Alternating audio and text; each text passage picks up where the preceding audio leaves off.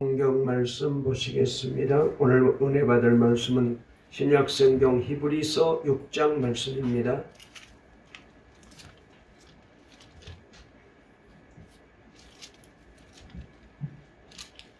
신약 성경 히브리서 6장은 제가 가지고 있는 성경책으로 358쪽에 있습니다.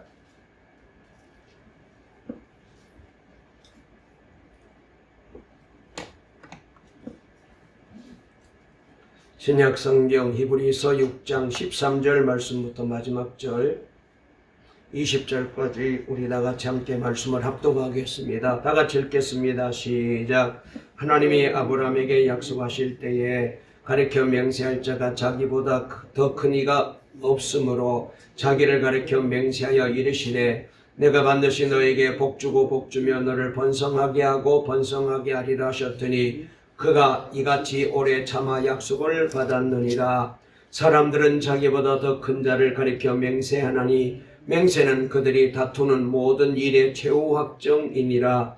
하나님은 약속을 기업으로 받는 자들에게 그 뜻이 변하지 아니함을 충분히 나타내시려고 그 일을 맹세로 보증하셨나니 이는 하나님이 거짓말을 하실 수 없는 이 두 가지 변하지 못할 사실로 말미암아 앞에 있는 소망을 얻으려고 피난처를 찾는 우리에게 큰 안위를 받게 하려 하심이라. 우리가 이 소망을 가지고 있는 것은 영혼의 닷 같아서 튼튼하고 견고하여 휘장 안에 들어가나니 그리로 앞서가신 예수께서 멜기세덱의 반차를 따라 영원히 대제사장이 되어 우리를 위하여 들어가셨느니라. 아멘. 우리 앞뒤 좌우에 있는 분과 인사 나누겠습니다. 세 달 3월달에도 주님과 함께 하세요. 주님의 인도를 받고 사세요. 다시 한번 하나님을 감동시키는 우리가 됩시다. 아멘. 오늘 설교 제목 한번 따라해 보실까요? 인생 영혼의 닷. 오늘 이 제목으로 말씀을 전하려고 합니다. 우리 하람이 하율이 말씀 잘 듣고 은혜 받아라. 네. 너무 예쁘네. 여러분, 오늘은 새달 3월을 맞이하여 하나님께 예배드리는 첫 주일이면서도 또 잘 아신 대로 3.1절 107주년 기념 주일이기도 합니다. 3.1절은 1910년부터 1945년까지 45년간 일제강점 식민 통치하에 항거하고 또 대한민국의 독립선언서를 발표하여 한국의 독립의지를 전 세계 만방에 알린 그런 날입니다. 독립된 지 100년의 세월이 지나갔지만 지금의 대한민국은 하나가 되지 못하고 갈등과 분열을 거듭하고 있으며 남북의 긴장 관계도 더욱 깊어가고 있습니다. 한국 교회와 그리고 이 민족이 하나님 앞에 회개로 나아가야 할 때인 줄로 다시 한번 깨닫게 됩니다. 여러분, 우리 영화 중에 최대 관객 수를 기록한 영화 혹 뭔지 아세요? 우리 영화 중에 최대 관객을 동원한 영화가 있는데요. 몇 명을 동원했느냐? 1761만 명을 모은 영화가 있습니다. 그 영화는 명랑이라는 영화예요. 이 영화는 1597년 조선 선조대왕 30년 때 정유재련으로 나라가 일본 해군에게 의하여 패배하여 위태로울 때에 삼도수군 통제사로 임명된 이수신 장군이 불과 13척의 배로 133척의 일본 전함을 물리친 세계 해전사에 길이 남을 큰 승리를 거둔 대첩입니다. 명량, 즉 이 명량은 일명 율돌목이라고 말하는데요. 지도에 잘 나와 있습니다. 여긴 어디냐면은 진도와 해남 사이의 좁은 물길을 가리킵니다. 폭이 500m가 채 안 되고 그 길이도 1km 정도 남짓밖에 안 됩니다. 밀물대는 동쪽인 남해 방향에서 조류가 밀려들어 서쪽인 서해 방향으로 빠르게 흐르죠. 그러다가 썰물대는 반대로 서해 방향에서 조류가 밀려들어 동쪽인 남해 방향으로 또 빠르게 흐릅니다. 133척으로 공격해온 일본 수군은 13척밖에 없는 조선 수군을 보고 자만하게 됩니다. 이제 자기들이 공격에 들어가게 되면은 저 13척은 힘도 안 되고 그리고 싸울 만한 그런 조건도 안 되기 때문에 다 도망칠 것이라고 생각하고 그저 수적인 힘만 믿고 율돌목으로 들어섰어요. 그러나 이순신의 조선 수군은 치밀한 전략을 세우고 저들을 기다리고 있었습니다. 우선 13척의 배를 1차로 쭉 이렇게 진을 쳐가지고 그 율돌목을 가로질러서 배가 정박하고 있었습니다. 워낙 물길이 좁다 보니까 13척만 해도 그 물길을 가득 채울 수가 있었대요. 일본 배가 아무리 많아도 물길이 좁아서 전면에 10여 척 이상 나설 수가 없었죠. 그러나 일본 배는 물살을 이용한다고 닷도 내리지 않은 채 빠른 속도로 접근해 왔습니다. 이 작전이 주요했어요. 빠른 물살에 일본 배들은 흔들리며 제대로 포를 명중시키지를 못하는 거예요. 배가 흔들리니까. 게다가 밀물에서 썰물로 갑자기 물길이 바뀌면서 일본 배들은 요동치기 시작합니다. 자기 배들끼리 부딪히기도 하고 조류가 바뀌며 율돌목이 요동치자 파산하는 배들이 속출하기 시작합니다. 이때 조선 배들은 닻을 굳게 내리고 노를 저으며 물살 변화에 안정적으로 대처한 거죠. 그리고 준비된 포 공격을 할 수가 있었습니다. 그 결과 불과 13척의 조선 수군이 133척의 일본 수군을 보기 좋게 물리치고 대승을 거두는 큰 역사를 이루게 된 거예요. 이 명량 대첩의 승리 요인 가운데 하나가 조선 배들이 닷을 내리고 거센 조류 변화에 잘 대처하여 요동치는 바다 한복판에서 거센 조류에도 전함을 안정적으로 잘 유지할 수 있었던 것이 승리의 주요 요인이 된 것입니다. 그렇습니다. 닷은 배가 항해할 때 없어서는 안 되는 기구이죠. 닷은 배를 한 곳에 멈춰 있게 하기 위하여 줄에 매여 물 밑으로 밑바닥으로 가라앉히는 갈고리가 달린 기구입니다. 여러분들이 잘 아실 거예요. 이 갈고리가 바다 밑 흙바닥에 콱 박혀가지고 그래서 배가 어떤 조류에도 풍랑에도 흔들리지 못하고 움직이지 못하고 떠내려가지 못하게 잡아주는 것입니다. 실제로 배는 항구에 장기간 정박할 때에 닻을 내려줍니다. 뿐만 아니라 흐르는 물살 속에 배를 고정시키려고 할 때에도 조난시 배가 더 이상 이제 떠내려가지 않고 바다에 잘 떠있게 하려고 닻을 내려둡니다. 그래서 닻은 배를 바다 위에 안전하게 잘 떠있게 만들어주는 중요한 기구예요. 여러분, 우리 인생을 흔히 말하기를 바다의 항해로 비유하지 않습니까? 우리는 태어나 저 천국에 들어갈 때까지 인생길이 마치 배가 거친 바다를 항해하는 것과 같기 때문에 그래서 우리 인생을 바닷길로 여행하는 그런 여행길이라고 표현합니다. 배가 항해 도중에 잔잔한 바다 위를 미끄러지듯 잘 나갈 때도 있습니다. 인생길이 평탄하여 매서가다 형통할 때가 있죠.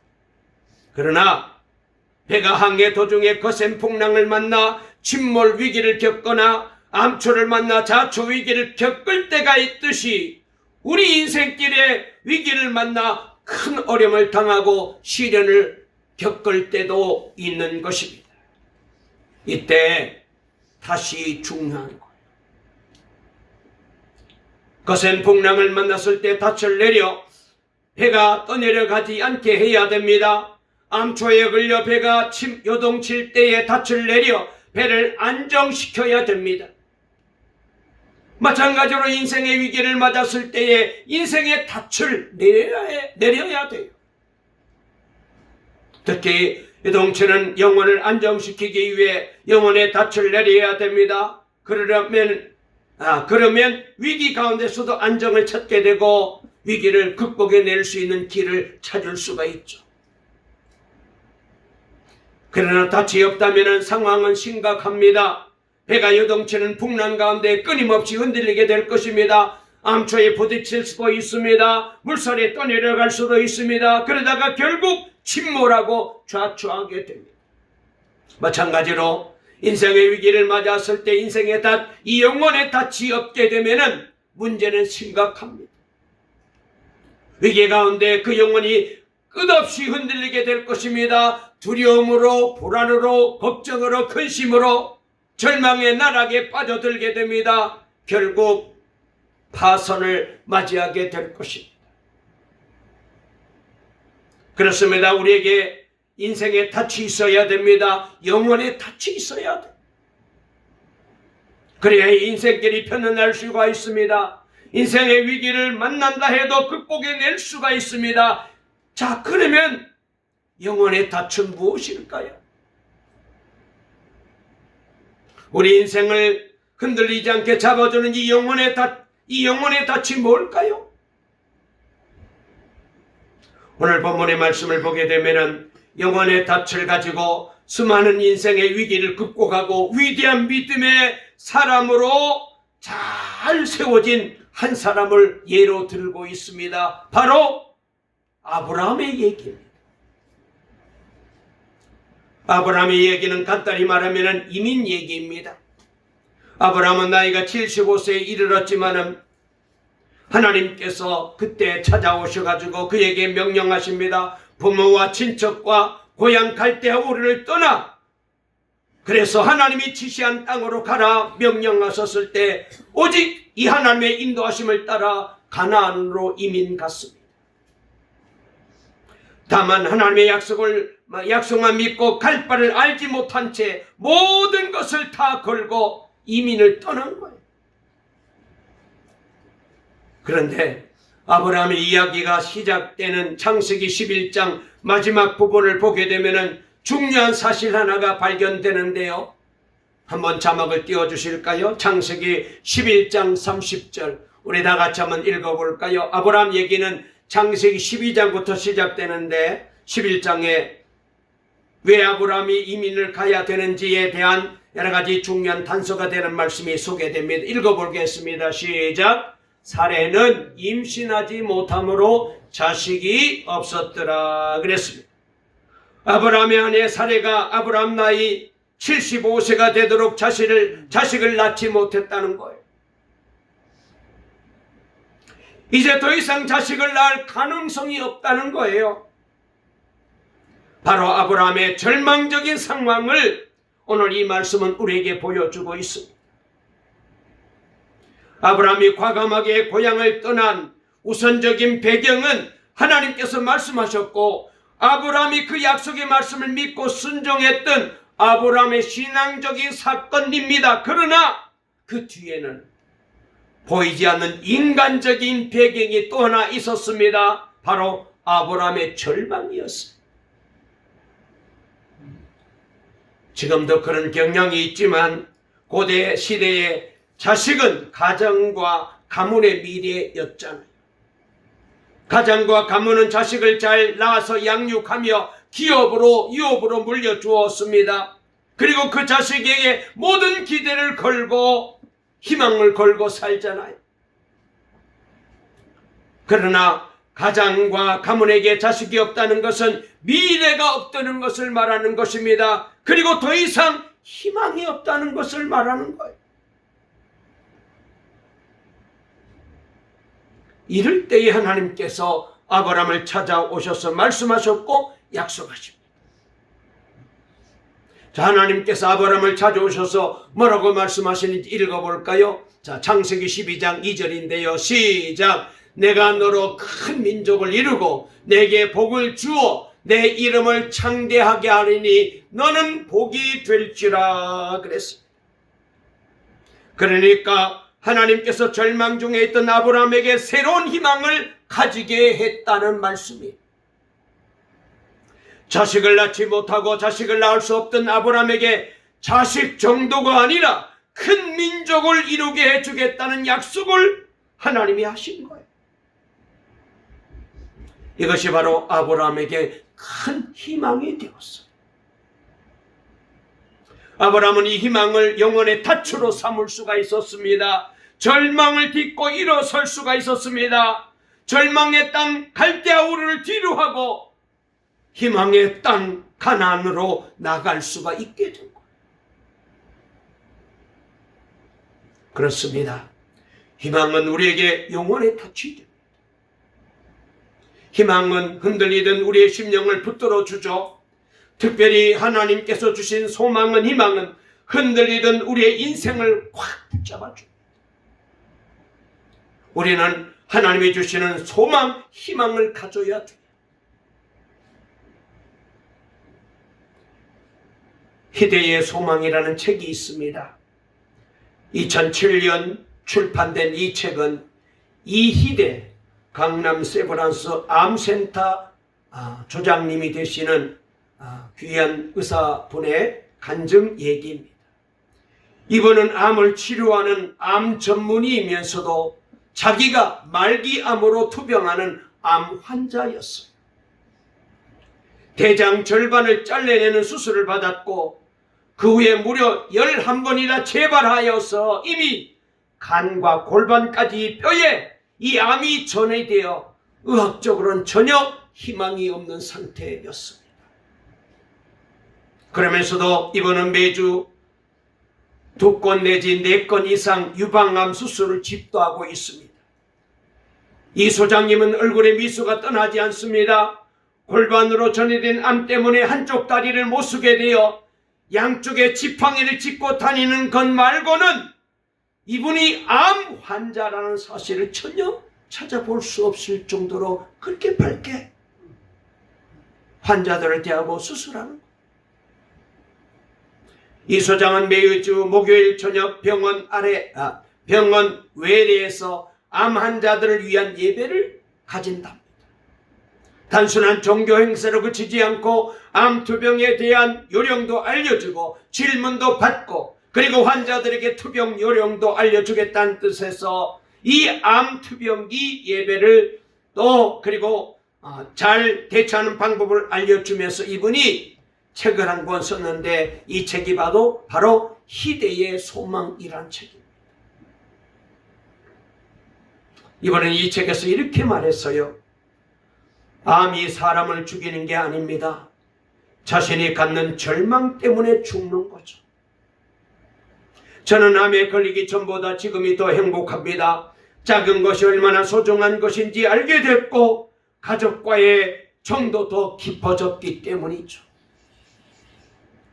사실 저도 괴로울 때가 있죠. 참을 수 없는 고통으로 죽음의 두려움이 밀려올 때마다 내가 나아서 행복해지는 꿈을 꾸고 그것을 미리 당겨다가 갖다 놓습니다. 미래의 기쁨을 빌려와서 지금 먼저 누리고 있는 거죠. 암은 마음의 병입니다. 마음이 바쁘고 스트레스를 이겨내지 못하면 그 틈을 타서 암세포는 자랍니다. 항상 즐겁고 매사를 감사하게 여기세요. 희망이 우리를 강하게 만들어주고 붙들어줍니다.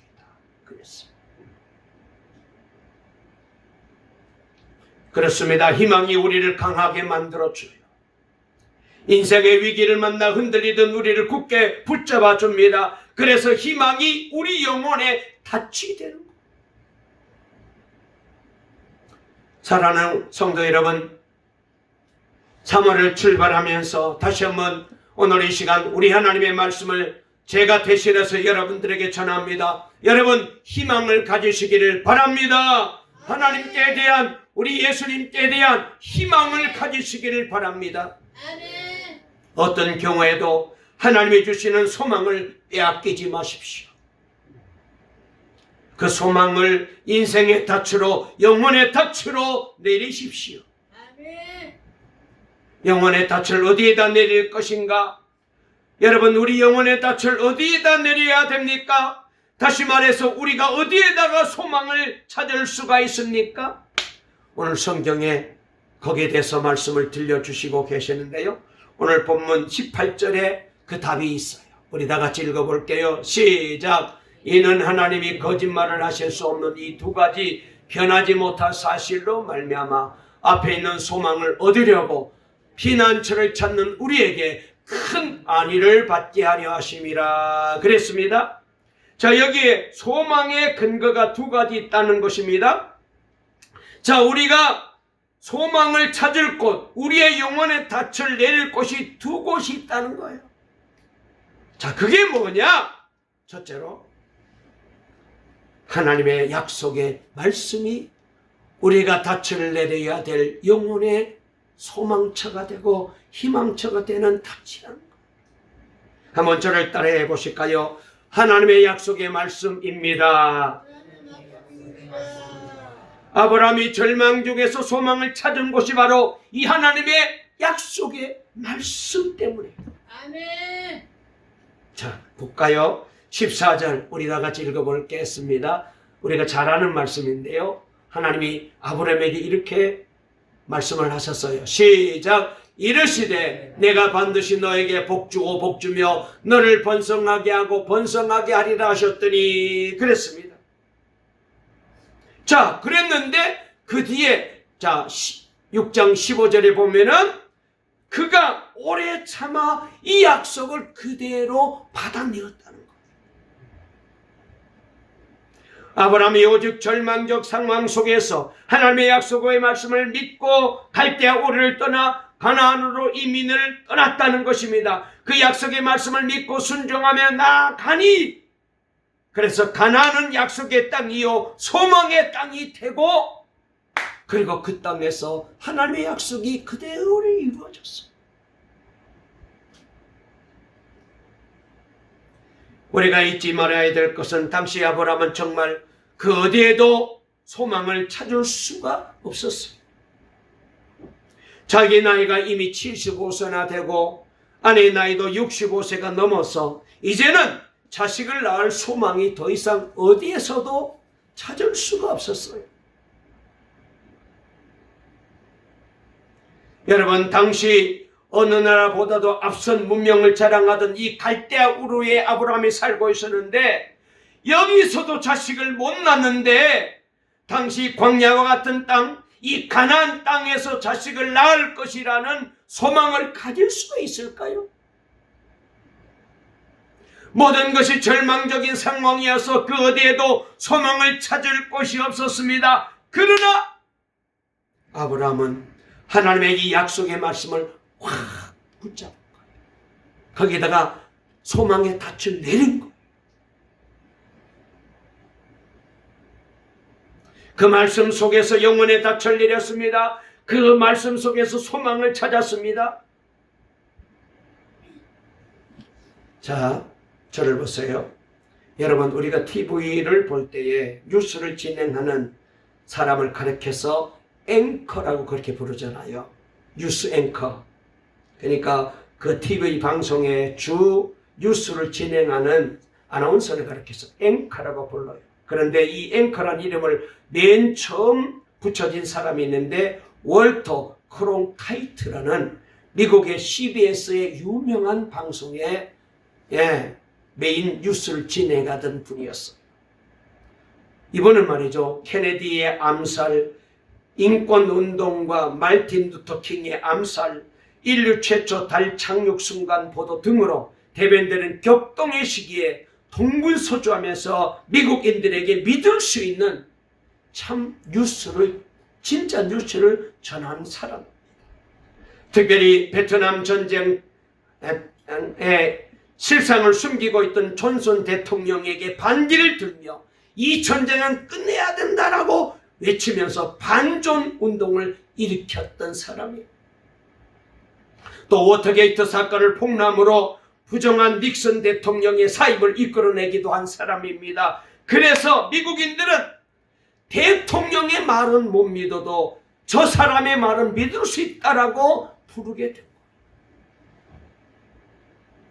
이 월터 크론카이트로부터 뉴스 진행자를 앵커, 이 앵커란 단어는 영어의 앵커인데 그 우리나라는 닷이라고 번역할 수 있어요. 앵커가 닷이에요. 닷. 이때부터 앵커라고 부르기 시작한 거예요. 다시 말해서 요동치는 여론과 각종 루머들 사이에서 중심을 잡아주는 사람이라는 뜻이에요. 사람들이 그의 말을 믿고 생각을 바로잡을 수 있게 되었고 희망을 찾을 수가 있게 되었다. 그렇게 생각하고 그 사람을 앵커라고 부르게 된 거예요. 그렇습니다. 여러분, 하나님은요, 우리 인생의 진정한 앵커예요.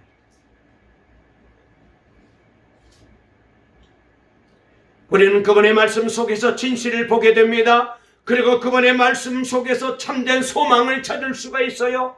그래서 우리는 아브라함처럼 절망의 한복판에 내가 서 있을지라도 우리도 하나님의 말씀 속에서 참된 희망을 찾을 수가 있는 거예요.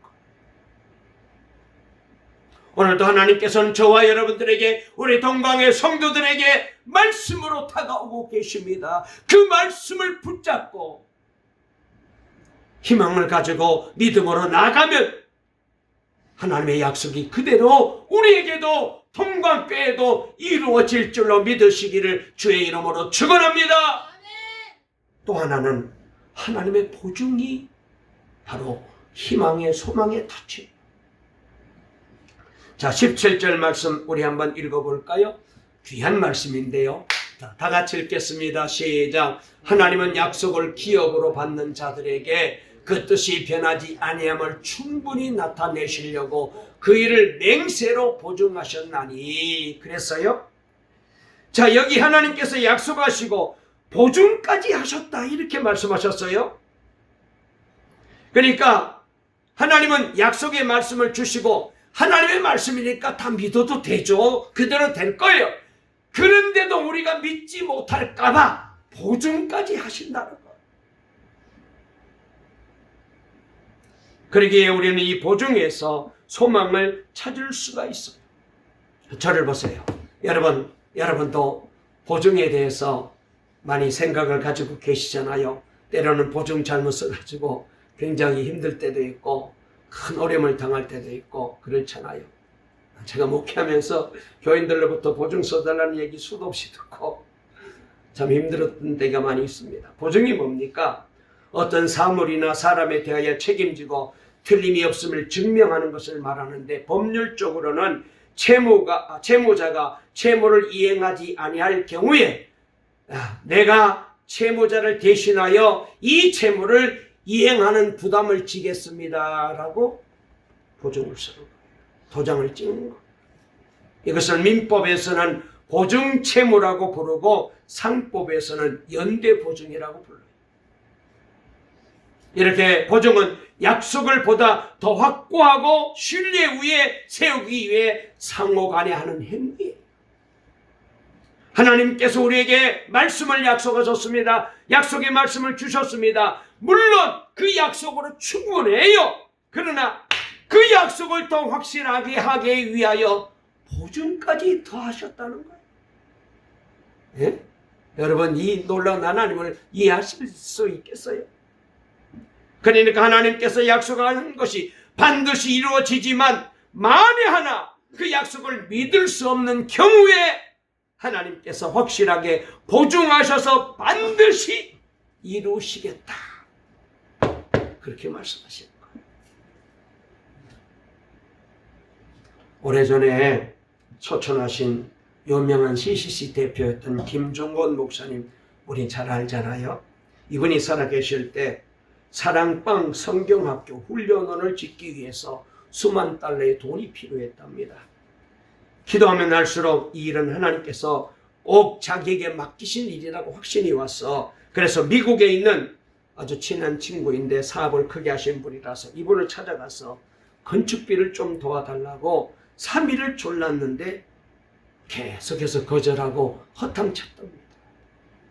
그래도 실망하지 않고 마지막 용기를 내서 친구를 붙잡고 도움을 청했더니 이 친구가 두 가지 중에 한 가지를 택해라. 라면서 안을 제시하더랍니다. 그 안이 뭐냐면 하나는 나를 보증수표로 받아들이든지 안 그러면 하나님의 보증수표를 받든지 해라 이렇게 얘기하더래요. 그래서 목사님인데 사람 말보다는 하나님의 말씀이 더 귀할 것 같아서 당연히 하나님의 말씀을 보증수표로 달라고 했더니 이분이 요한일서 5장 14절 말씀을 읽어주더랍니다. 자, 우리 한번 자막을 띄울 테니까 읽어볼까요? 시작. 그를 향하여 우리가 가진 바 담대함이 이것이니 그의 뜻대로 무엇을 구하면 들으심이라. 이 말씀을 읽어주고는 가라는 거예요. 처음에는 너무 화가 나더랍니다. 도대체 이 사람이 나를 무시하고 이렇게 놀릴 수 있느냐? 아니, 안 들어주면 그만이고 돈 안 꿔주면 그만이지. 아니, 이렇게 나를 놀릴 수가 있느냐? 너무 화가 나고 속이 상했지만 곰곰이 기도하면서 생각해 봤더니 그 친구의 말처럼 하나님은 기도하면 반드시 응답해 주신다는 성경의 약속들이 가득 들어있는데, 그래서 하나님의 응답의 약속을 믿고 그때부터 기도하기 시작했다. 이 하나님의 약속의 말씀을 보증수표로 믿고 응답을 기다리며 기도했더랍니다. 정말 후에 기가 막힐 정도로 하나님의 응답이 떨어져서 필요한 돈을 다 주셔가지고 건축하고도 넉넉히 남는 돈으로 하나님 앞에 감사하고 영광을 돌리게 됩니다. 아멘. 아멘. 그렇습니다. 이것이 바로 보증이에요. 여러분, 오늘 이 성경 속에는 기도하면 응답해 주신다는 약속의 말씀이 가득 들어있어요. 김중원 목사님에게만 해당되는 말씀 아니고 조 목사에게도, 우리 박 장로님에게도, 우리 윤 집사님, 강 집사님에게도, 우리 권사님들, 우리 모든 성도님들에게 이 약속이 보증으로 주어진 거예요. 아멘. 자, 그러면 하람아, 너에게도 하나님이 기도하면 응답해 주신다는 약속을 보증으로 주셨어? 아멘? 그러면 어떻게 하면 될까? 어떻게 해야 될게? 그 약속을 받으려면? 노력 아니고 다른 말로 뭐 해야 돼? 기도해야 돼.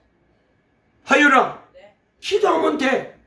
기도하면 하나님이 주신다고 약속했어. 아멘. 그런데도 내일 아침에 기도 안 나올걸? 아이고, 그건 뭐 성경에 나인 거 나도 잘 알아요. 내일은 안 나와요. 하람아, 하율아, 내일 나올래? 어려울 것 같습니다. 한번 나왔으면 목사님이 감동하고 하나님이 감동할 것 같은데. 우리가 믿고 나가면 하나님께서 확실하게 책임지시고 약속하신 약속을 이루어 주셔요. 우리가 기도 응답의 약속을 믿고 기도하면 하나님은 지금도 동일하게 응답하실 줄로 믿으시기를 바랍니다. 이것이 바로 하나님께서 보증하신다는 거예요. 우리는 이 하나님의 보증에서 우리의 소망을 찾을 수가 있어요. 그리고 바로 이 하나님의 보증에 우리의 영혼의 닻을 내려요. 사랑하는 성도 여러분, 우리 인생을 항해로 비유합니다. 거친 바다를 항해하는 배처럼 인생도 거센 풍랑을 헤쳐나가야 돼. 풍랑을 만난 배가 침몰의 위기를 겪거나 암초를 만나 자초의 위기를 겪을 때가 있듯이 우리 인생도 위기를 만나 시련을 겪을 때가 있어요. 이때 닻을 내려 배가 떠내려가지 않도록 해야 됩니다. 닻이 없다면 풍랑 가운데서 계속 흔들리게 될 거예요. 암초에 부딪히며 물살에 떠내려가 침몰하고 좌초될 것입니다. 인생의 위기를 만났을 때 요동치는 영혼을 안정시키기 위해서 닻을 내려요. 영혼의 닻이 없다면 매우 심각합니다. 위기 가운데서 영혼의 끊임없는 흔들림 속에 살아갈 수밖에 없고 불안한 인생 살아갈 수밖에 없어요. 두려움과 불안 때문에 절망에 빠져들게 될 것입니다. 결국은 파선당하게 될 것입니다. 그러기에 하나님이 영혼의 닻이 되시고 예수님이 우리의 영혼의 닻이 되십니다. 하나님께 닻을 내려야 돼요. 말씀을 마치려고 합니다. 하나님을 향한 믿음은 때가 되면 반드시 이루어져요. 존 필립스라는 귀한 분이 책을 한 권 썼는데 Your God is too small 이라는 책을 썼어요. Your God is too small. 이 책에서 인생의 크기는 자신이 믿는 하나님의 크기에 따라 결정된다 그랬어요. 내 인생이 얼마나 크냐 작으냐는 내가 믿는 하나님의 크기에 따라 결정된다. 내가 하나님을 큰 하나님으로 믿고 능치 못함이 없는 하나님을 믿고 만복의 근원 되신 하나님을 믿고 내 인생의 모든 문제를 해결해 주신 하나님을 믿으면 내가 믿는 하나님은 그만큼 크신 분이에요. 크게 응답하시고 크게 복을 주셔요. 아멘.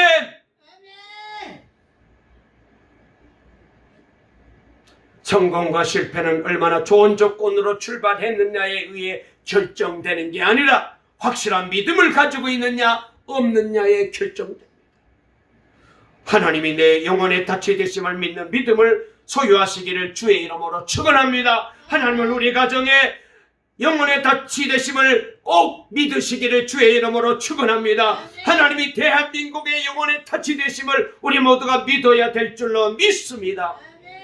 그 닻은 바로 하나님의 약속의 말씀이고 그 약속이 우리의 소망이 되시고 이 소망은 우리를 붙잡아 줄 거예요.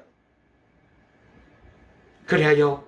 저와 여러분 모두가 이 하나님의 말씀과 하나님의 보증이 우리의 소망의 닻이 되심을 꼭 믿으시고 여기에 닻을 내리시고 날마다 이 어렵고 힘든 세상에서 늘 하나님을 바라보시고 소망이 넘치고 감사가 넘치고 은혜와 축복이 넘치는 복 있는 삶을 살아가는 우리 동강의 모든 성도님들 다 되시기를 간절히 주의 이름으로 축원합니다. 축원합니다. 살아계신 하나님을 찬양합니다. 하나님만이 우리 인생의 보증이 되십니다. 그리고 하나님만이 우리 인생의 소망이 되십니다. 우리도 이제 영혼의 닻을 아버지 하나님 인생의 소망을 하나님께 우리 주님께 내리고 날마다 아브람처럼 약속을 믿고 나아갈 때에 하나님의 약속이 그대로 이루어지고 복 있는 인생 살아가게 될 줄로 믿습니다. 동광교회가 되게 해주실 줄 믿습니다. 이 은혜를 주심을 감사드리옵고 예수님의 이름으로 기도 올리옵나이다.